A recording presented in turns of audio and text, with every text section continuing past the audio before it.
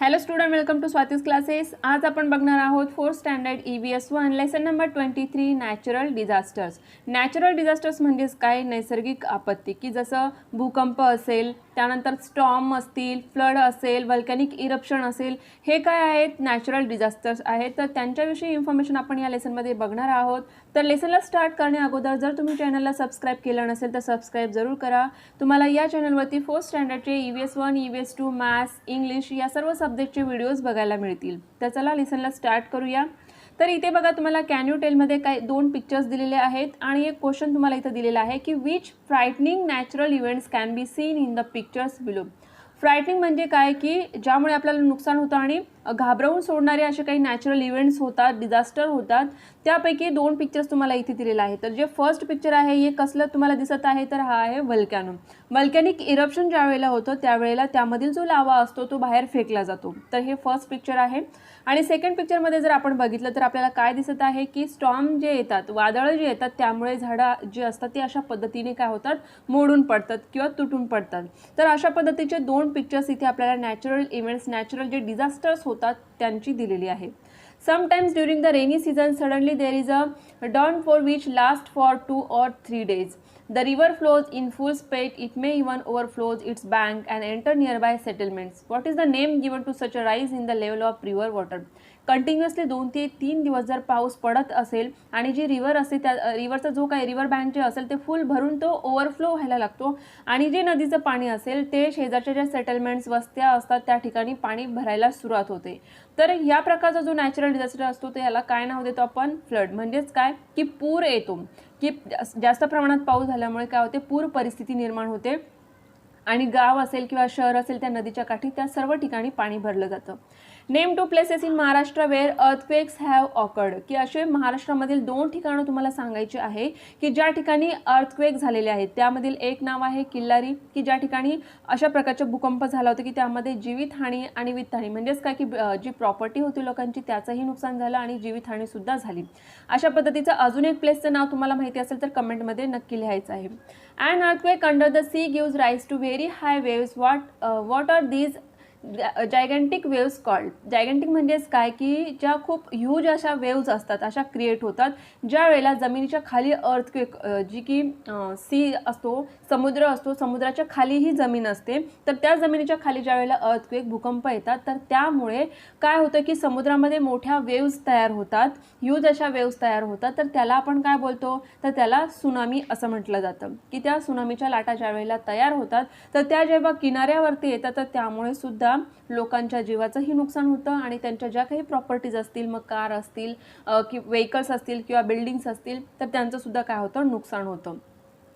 आता आपण बघूया natural disaster. Many a time we hear of serious mishaps and earthquake happen here, a flood occur somewhere else, a storm occur in one place, another place is struck by lightning, there can be landslide or a hailstorm. तर बघा, इथे आपल्याला नावं दिलेली आहेत याची natural डिझास्टरची.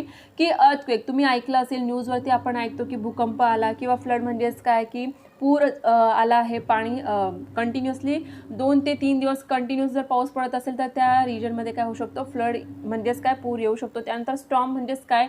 वादळं असतील. त्यानंतर स्ट्रक बाय लाइटनिंग म्हणजेच काय? लाइटनिंग, जिथे जास्त प्रमाणात पाऊस होतो, विजा ज्या असतात त्या विजा पडतात त्यालाच लाइटनिंग असं म्हणतात. देअर कॅन बी लँडस्लाईड म्हणजेच काय? पाऊस पडत असेल कंटिन्यूस तर त्या ठिकाणी जी काही जमीन असते ती जमीन काय होते? पावसाच्या याच्यामुळे ओली झाल्यानंतर ती घसरत जाते किंवा लँडस्लाईड आपण त्याला म्हणतो. हेलस्टॉर्म म्हणजेच काय? की खूप प्रमाणात गारांचा पाऊस आपण म्हणतो त्याला. तर हेलस्टॉर्मसुद्धा होतं. तर हे काय आहे? नॅचरल डिझास्टर्स आहेत.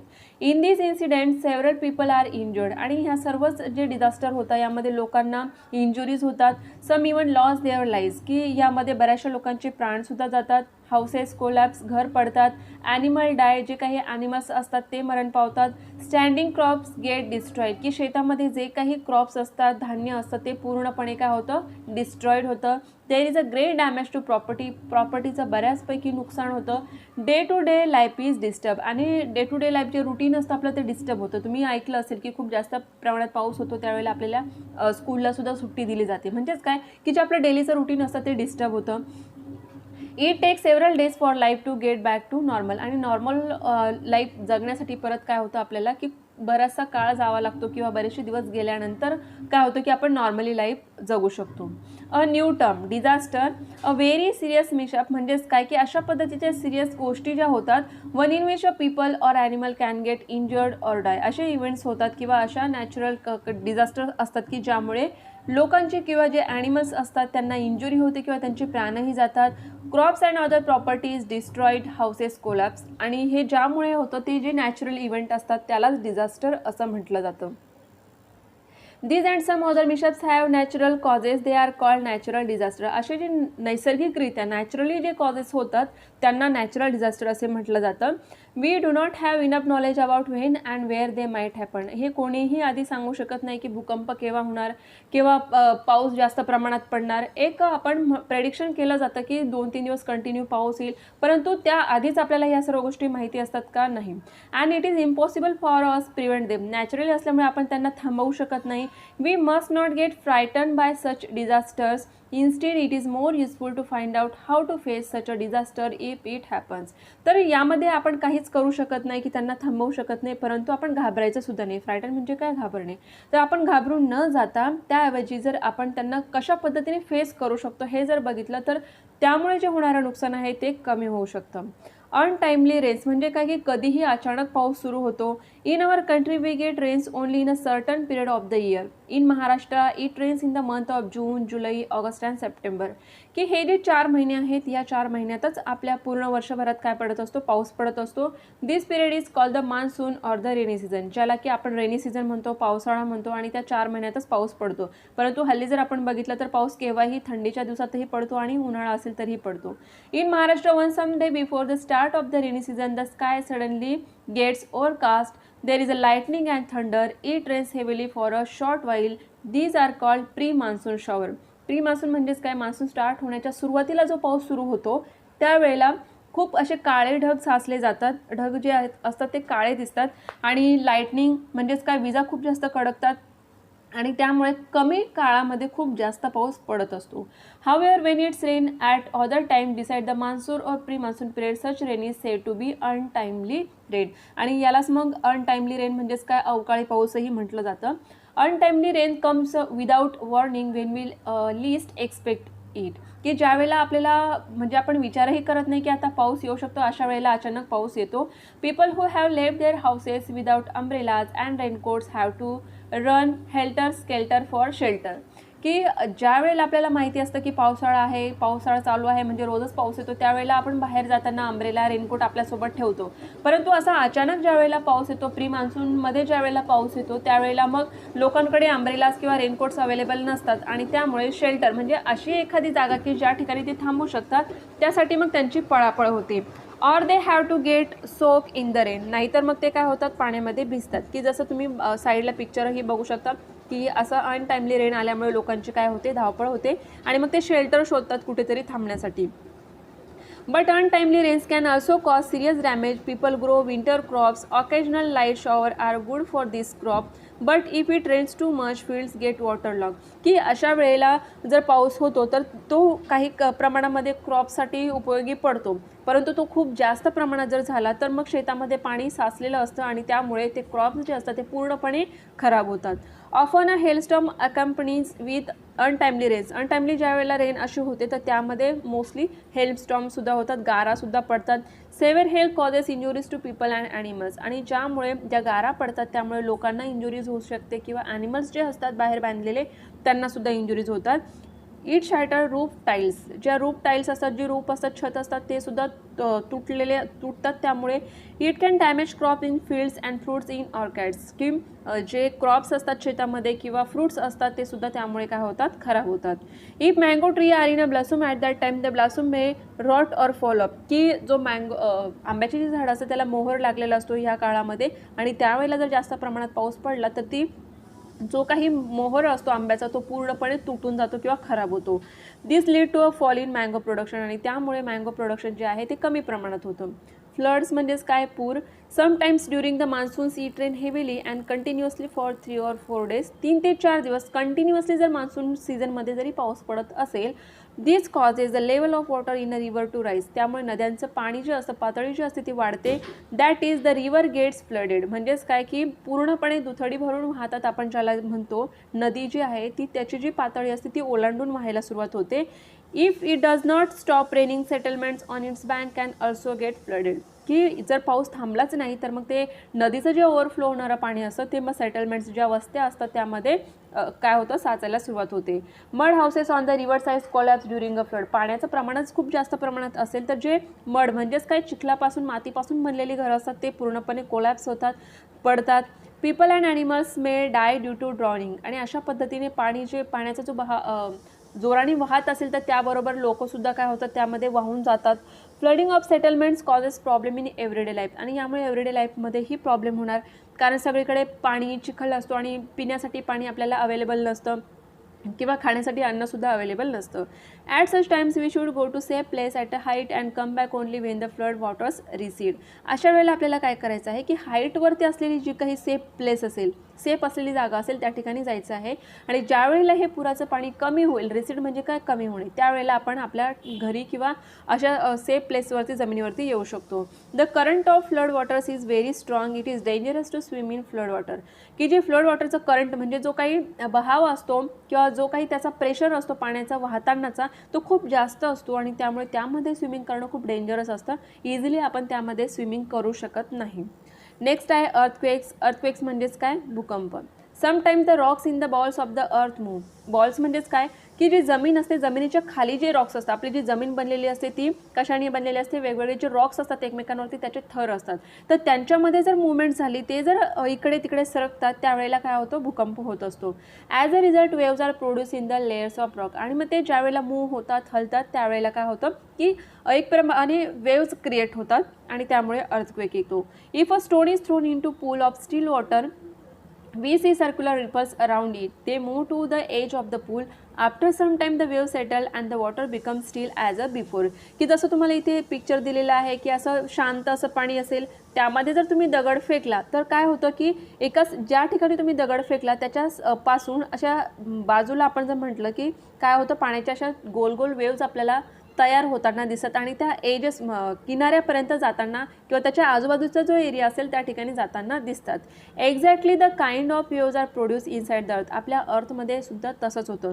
एका पर्टिक्युलर ठिकाणी ती मुवमेंट ज्या वेळेला होते रॉक्सची, त्यावेळेला तिथे वेव्ज काय होतात, प्रोड्यूस होतात.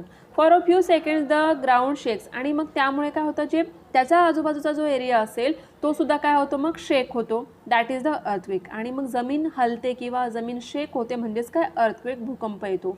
Then everything quietens down again where the earthquake occurs. म्हणजे काय, एकदा अर्थक्वेक येऊन गेला की ते भूकंपाचे धक्के एकदा येऊन गेले की ते त्यानंतर परत काय होते, जमीन शांत होते. Where the earthquake occurs buildings are collapse. की बिल्डिंगसुद्धा तुटणार, जसं की ते पिक्चर तुम्हाला दिलेलं आहे की अशा पद्धतीने जमीनच हलते आणि त्यामुळे जमिनीवर असलेल्या ज्या बिल्डिंग्स असतात त्यासुद्धा काय होतात, खाली पडतात, तुटतात. घरं जे असतील ते सुद्धा पडतात. Buildings shaken, things inside the house all fall from their places. की पूर्ण जमीनच हलती आहे किंवा जमिनीवर असलेलं घर हलणार आहे तर त्यामध्ये असलेल्या वस्तूसुद्धा काय होतात, त्यासुद्धा पडतात. Houses that are not strong enough simply collapse into heaps. आणि मग काय होतं की जे घरं स्ट्रॉंग नाहीत बांधलेली तर ती पण कोलॅप्स होतात. People get trap under the heaps and get injure or even lose their life. जे मातीने बनलेले घरं असतील तर ते मातीचे ढिगारे काय होतात, तिथे तयार होतात. आणि त्या मातीच्या घरांमध्ये किंवा असे कोणतेही घरं की जे स्ट्रॉंग नाहीत त्यामध्ये जर लोक राहत असतील आणि त्यावेळेला जर भूकंप आला तर त्या घरांच्या ढिगाऱ्याखाली ती लोक अडकतात आणि मग त्यांना इंजुरी होते किंवा इवन त्यांचे प्राणसुद्धा जातात.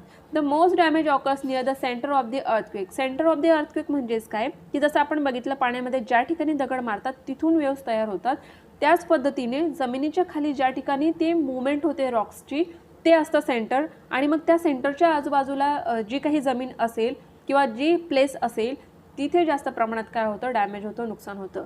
And earthquake also causes injuries or death of animals we keep. की अर्थक्वेकमध्ये सुद्धा इंजुरीज होतात आणि ॲनिमल्स असतील किंवा लोकांचे सुद्धा प्राण जातात. When an earthquake occurs one should not panic. It last only a few second, की अर्थक्वेक आला म्हणून घाबरून जायचं नाही, कारण ते अर्थक्वेक थोड्या काही सेकंदासाठी असतो, काही मिनिटांसाठी असतो आणि त्यानंतर जमीन शांत होते. During that time heavy things around us can fall on us, की आपल्या बाजूला जर काही हेवी थिंग्स असतील तर त्यापासून आपल्याला दूर राहायचं आहे, कारण त्यासुद्धा शेक झाल्यानंतर आपल्या अंगावरती पडण्याची शक्यता असते. This can cause harm. So as soon as we feel the earthquake we should go under a strong bed or table, की जर बेड किंवा टेबल अशी स्ट्रॉंग गोष्टी असतील तर त्याच्या खाली आपण लपू शकतो. Or stand under a door frame, जी आपली दाराची चौकट असते डोअर फ्रेम त्याच्या खाली आपण थांबू शकतो. This can prevent injuries from falling objects, की घरामध्ये कुठेही आपण थांबल्यानंतर चान्सेस असतात की आपल्या घरामध्ये ज्या काही वस्तू ठेवलेल्या असतात त्या अचानकपणे आपल्या अंगावर पडून आपल्याला इंजुरी होण्याची शक्यता असते. तर अशा वेळेला आपण दाराची जी चौकट असते डोअर फ्रेम तिथे थांबू शकतो, किंवा आपला बेड टेबल जर स्ट्रॉंग असेल तर त्याच्या खाली सुद्धा आपण स्वतःला सुरक्षित ठेवू शकतो. If an earthquake occurs while you are at school sit under your desk or bench, की स्कूलमध्ये असताना जर अर्थक्वेक आला तर अशा वेळेला आपण काय करणार, की आपल्या डेस्क जे असतात किंवा बेंचेस असतात ते भरपूर प्रमाणात काय असं स्ट्रॉंग असतात तर त्याच्या खाली आपण लपू शकतो.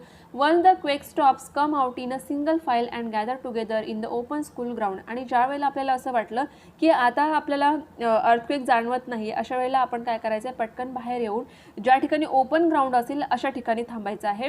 Crowding chaos and stampede can cause more damage than the quake itself, की अर्थक्वेक झाल्यामुळे जी धावपळ होती, जी पळापळ होती त्यामध्ये जास्त प्रमाणात नुकसान होतं. तर अशा वेळेला खूप घाबरून न जाता व्यवस्थितपणे आपण जर आपली काळजी घेतली तर आपण नक्कीच वाचू शकतो.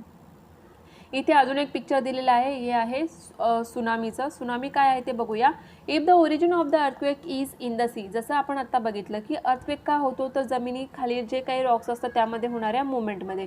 आता ही जमीन जर सी खालची असेल, समुद्राच्या पाण्याखालची जर जमीन असेल तर अशा वेळेला काय होतं की तिथे अर्थक्वेक आल्यामुळे खूप अशा जायजंटिक ज्या सी वेव्ज असतात किंवा ज्या ह्यूज अशा सी वेव्ज बनतात. Each waves is the height of 3 or 4 storey building, की आपली 3 ते 4 मजल्याची जी बिल्डिंग असते एवढ्या प्रमाणात एवढ्या उंच अशा लाटा तयार होतात. These waves come with a tremendous force, आणि याचा फोर्स खूप जास्त प्रमाणात असतो.